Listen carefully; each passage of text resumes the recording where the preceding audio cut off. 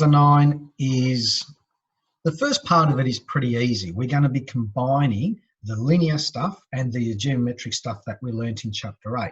But as it gets towards the end of chapter 9, that's when we really need to know how to use this calculator, okay? So that's when we're going to use the finance part on this calculator. I mean, we still use it now, but definitely the finance part. But at the moment, let's just go with what we know. Okay, so the first one. So as I said, we're going to be combining the linear and geometric growth. So we always, for a recurrence relation, we must also have the starting value, always, just like we did before, okay? This section here, this times by r, that's the geometric one. Remember, we always times by r. It could have been 1.1 or 0.9, and I showed you guys how to get that. This section here is the linear stuff where we are adding, so it's going an increase like this or the decrease like that. But now we're combining the two things. So even though we're going to either go up or down here and up and down here, it's not going to be a straight line. There's going to be jumps. So it could be a jump like that, jump like that, jump like that, jump like that. So it all depends what's happening. So let me just erase some of this. Okay. So example 1. And these aren't hard. Write down the sequence generated by the recurrence relation. Now, this example here, I'm going to do with using theory only, and maybe on the side, I'll write how to do it on the calculator. So using theory, the first thing we're going to do is to go, right, just like before, put n equals 0. You don't need to show this step, and we will get v. Well, when n is 0, we've got 0 plus 1, which is 1, equals 4 times n is 0, so v of 0 minus 1, which means we have 4 times, because v of 0, we know v of 0 is 3. So we've got 4 times 3, and then take away 1. So really, we've got 12, take away 1, which means we have 11.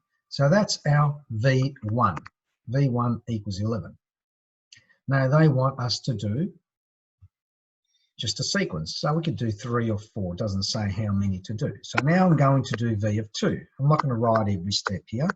v of 2 will be 4 times v of 1 minus 1, which means I'm going to get 4 times 11 minus 1, 44 minus 1, so that gives me 43. So that's v of 2. Any questions? I'll do v of 3 as well. Okay, now we'll put n, because that was n equal to 1, we'll put n equal to 2. So we get 3 equals 4 times v of 2 minus 1, 4 times 43 minus 1. Now 4 times 43 is going to give us 172, sorry, 172.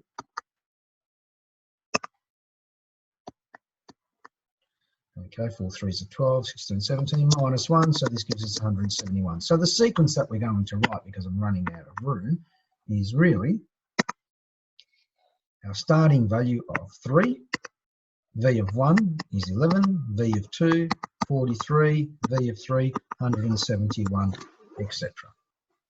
And it will continue, it doesn't stop, but just is write down the sequence generated. So any questions on that one? All right, I'll clear it in a minute.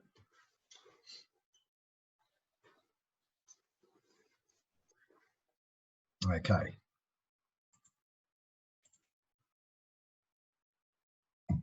Example 2.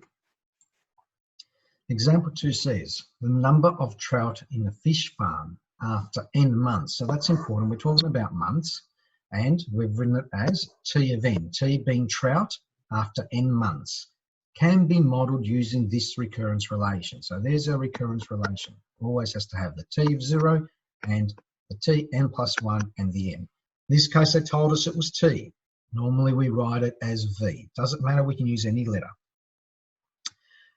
Part A, use the recurrence relation to determine the number of trout in the pond after 2 months. So this one we're going to do using our calculator.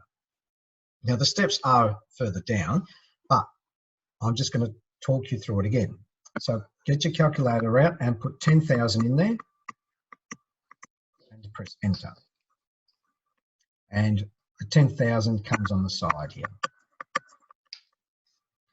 Now, doing that, all I want you to do is press the times 1.1, because that's what we're doing. We're getting the answer, we're timesing 1.1, and then we are taking away 3,000. So times the 1.1, take away the 3,000. And just press enter. So the first one you will get is 8,000. Press enter again, and you will get 5,800. And that's after 1 month. I better put number 1 there. That's after 1 month. That's after 2 months. So after 2 months, because that's what it says, use the recurrence relation to determine the number of trout in the pond after 2 months. So after 2 months, there are 5,800 trout in the pond. Now remember, if this was an exam question, you can just write the number, 5,800. That's it. Okay, you don't need to write it in a sentence. Any questions with part A? Okay, part B says, after how many months will there be no trout? That means 0. Okay, so we can just count them off using the calculator. So if that was number 1, this is number 2, this is number 3, this is number 4. 4 months, we've still got 718, so it has to be in the 5th month. There'll be no trout left in the pond after 5 months. And this is all in months because it told us that T of N was in months. Any questions there? Okay, so your calculator is very important to be using